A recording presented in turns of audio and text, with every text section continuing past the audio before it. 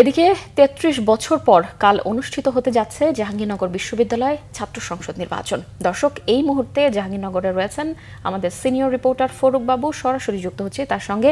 বাবু, জাকসুর vote তো কাল, ক্যাম্পাসের পরিস্থিতি কেমন দেখছেন এবং শিক্ষার্থীরাই বা কি বলছেন?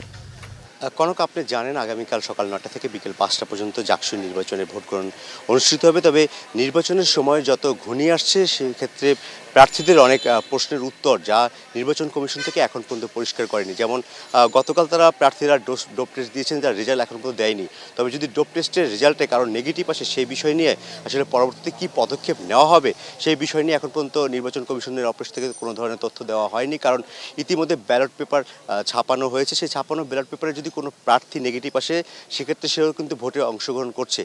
এমন নানা জটিলতা থেকে শুরু করে কেন্দ্রে পোলিং এজেন্ট রাখা বা ভোট গণনার সময় পোলিং এজেন্ট থাকা এবং পোলিং এজেন্টের করণীয় কী হবে সেই বিষয় নিয়ে এখন পর্যন্ত নির্বাচন কমিশন থেকে প্রার্থীদের কোনো ধরনের দিক নির্দেশনা দেওয়া হয়নি বলে প্রার্থীদের অভিযোগ। সেই সাথে তারা এও বলেছে যে ১ কোটি টাকার উপরে বাজেটের যে জাকসু নির্বাচন হবে সেই নির্বাচনে এখন পর্যন্ত কীভাবে ব্যালটে কীভাবে ভোট প্রয়োগ করবে, ভরাট করবে নাকি টিক চিহ্ন দিবে নাকি ক্রস চিহ্ন দেবে, কোন প্রক্রিয়া আসলে ভোট গ্রহণ হবে সেই বিষয় নিয়ে এখন পর্যন্ত প্রশাসনের তরফ থেকে কোনো ধরনের ব্যাখ্যা দেওয়া হয়নি। তবে ইতিমধ্যে আসলে বেশ কয়েকজন স্বতন্ত্র প্রার্থী তারা জানিয়েছেন আমাদেরকে যে প্রশাসন যে প্রক্রিয়া আগাচ্ছে তাতে তারা ভোট পিছানোর প্রক্রিয়াতেই আগাচ্ছে এবং তারা ভোট নিয়ে একটা গড়িমসি করছে এবং পরবর্তীতে তারা দেখা যাবে যে সন্ধ্যা এসে এই বিষয় নিয়ে বিশ্ববিদ্যালয়ের যে প্রক্টর রয়েছেন এবং নির্বাচন কমিশনের সদস্য সচিব রয়েছেন তিনি আরও বিস্তারিত বলবেন বলে আমাদেরকে জানিয়েছেন। তবে প্রার্থীরা ধারণা করছেন যে প্রশাসন নির্বাচন পেছানোর দিকেই তারা এগিয়ে আগাচ্ছে এবং তারা সেই প্রক্রিয়াতেই কোনো ধরনের বার্তা এখন পর্যন্ত প্রার্থী এবং থেকে শুরু করে ভোটারদেরকে